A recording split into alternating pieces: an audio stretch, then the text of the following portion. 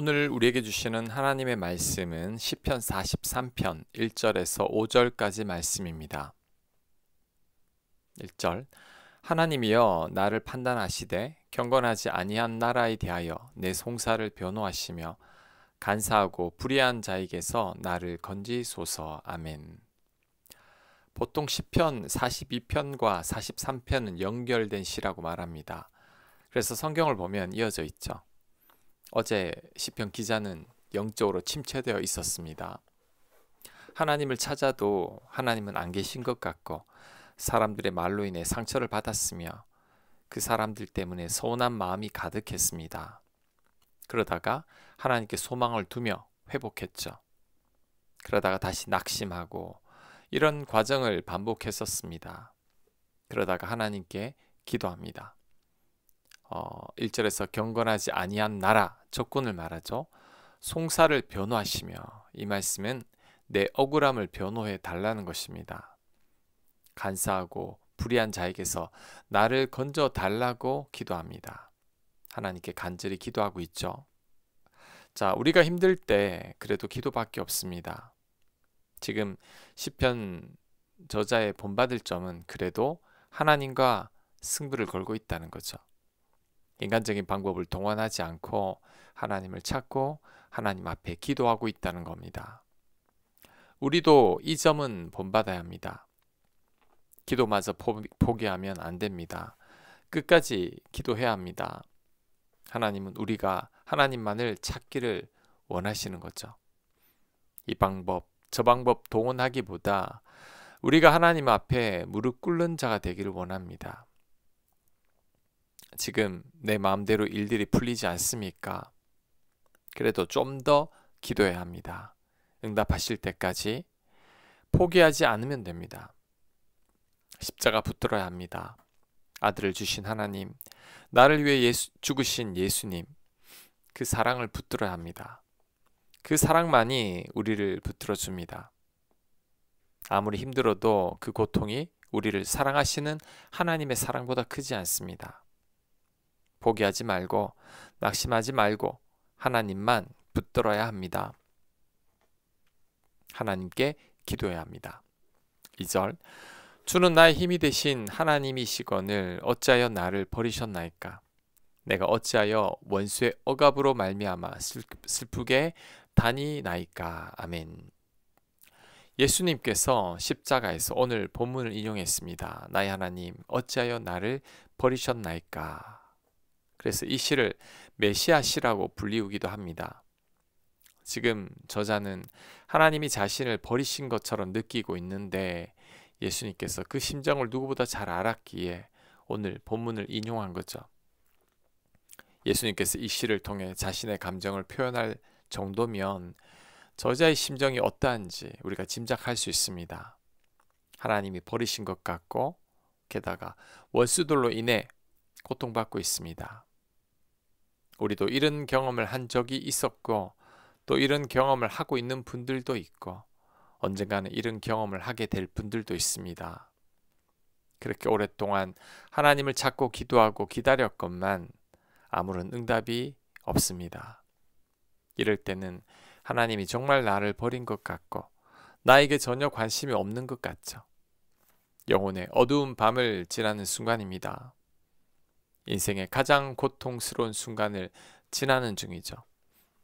하나님만 바라보고 하나님만을 의지하며 살았는데 그 하나님을 느낄 수 없는 것입니다.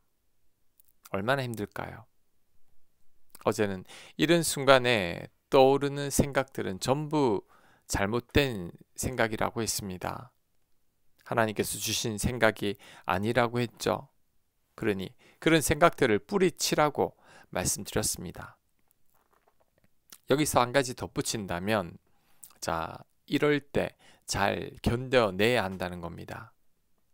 믿음 생활은 잘 참고 잘 견디고 잘 버텨내고 잘 인내하는 것입니다. 끝까지 포기하지 않고 하나님만을 바라보는 거죠. 왜냐하면 이때 우리 영혼의 불순물들이 빠지기 시작하기 때문이죠. 내 못난 자아는 죽고 고집스러운 내 옛사람이 사라지기 시작합니다. 내 방법, 내 혈기, 내 인간적인 생각들, 아직까지도 불순종하는 완악함이 사라지기 시작합니다. 이런 과정을 믿음의 사람들은 반드시 거쳐야 합니다. 그래야 하나님의 사람으로 만들어지기 때문이죠. 그래서 하나님께서는 이런 순간들을 우리에게 허락하시기도 하십니다.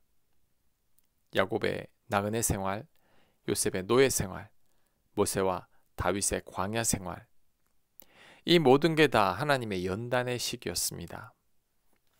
하지만 이때를 잘 참고 견뎠기에 위대한 믿음의 선배들로 남아있는 거죠.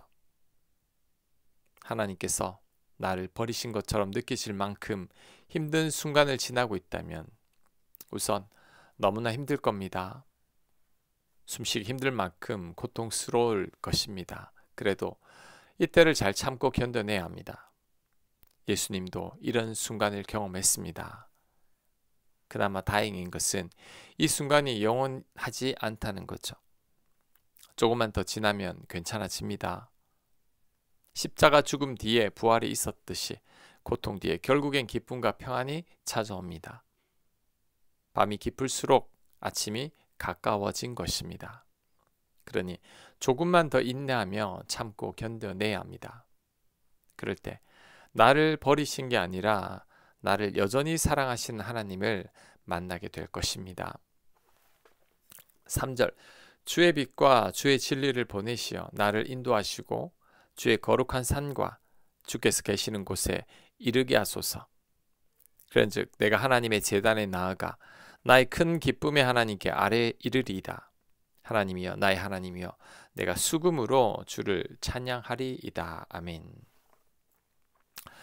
다시 시편 저자는 소망을 품고 있습니다.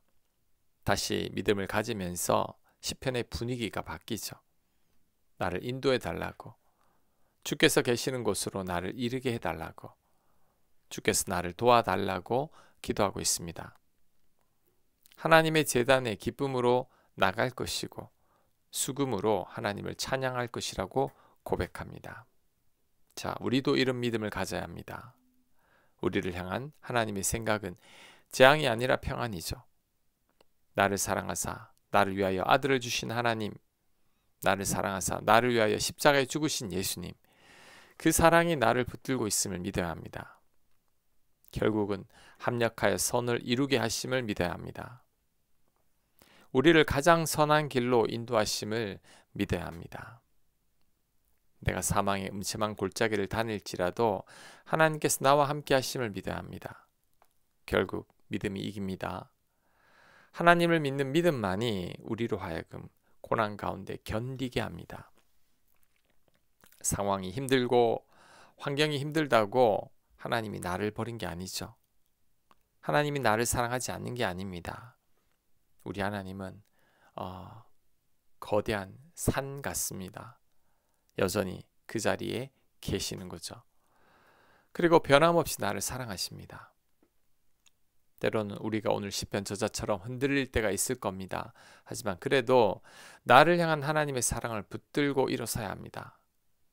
하나님을 믿는 우리 믿음만이 우리를 견디게 합니다. 5절 내 영혼아 네가 어찌하여 낙심하며 어찌하여 내 속에서 불안해하는가. 너는 하나님께 소망을 두라. 그가 나타나 도우심으로 말미암아 내 하나님을 여전히 찬송하리로다. 아멘. 다시 어제처럼 스스로를 꾸짖고 있죠. 왜 낙심하냐? 왜 불안해하느냐? 그러면서 하나님께 소망을 두라고 합니다. 그리고 하나님을 찬송합니다. 스스로가 침체되어 있을 때 스스로를 꾸짖어야 합니다. 상황이 우리를 힘들게 하는 게 아니죠. 잘못된 생각이 우리를 힘들게 하고 망하게 합니다. 그 생각을 뿌리쳐야 합니다. 그 마음을 뿌리쳐야 합니다. 왜 그런 생각을 해? 그건 하나님이 주신 생각이 아니야. 그 마음은 하나님이 주신 마음이 아니야. 이렇게 나쁜 생각들을 뿌리쳐야 합니다. 스스로를 격려하고 스스로에게 힘이 되어야 합니다. 내가 나를 지지하는 한 절대 나는 망하지 않습니다. 사람들의 말에 내가 넘어지는 게 아닙니다. 그 사람들의 말로 내가 나를 정죄하고 비난할 때 넘어지는 거죠. 내가 나를 비난하지 않는 한 나는 절대 넘어지지 않습니다. 누가 뭐라고 하든지 간에 내가 나를 믿어주고 내가 나를 격려하고 내가 나를 지지해주면 내가 견뎌낼 수 있는 거죠. 그러므로 낙심한 자신을 꾸짖고 절망적인 생각을 뿌리치고 스스로에게 용기를 주어야 합니다. 그럴 때 다시 회복될 수 있습니다. 그러니 시편 42편과 43편을 통해 나의 모습을 돌아보고 온전히 회복되기를 간절히 축원합니다. 아멘. 묵상과 적용 질문입니다. 지금 내가 참고 인내하며 견뎌야 할 것은 무엇입니까? 이 일을 통해 하나님께서 나에게 하시는 말씀은 무엇입니까?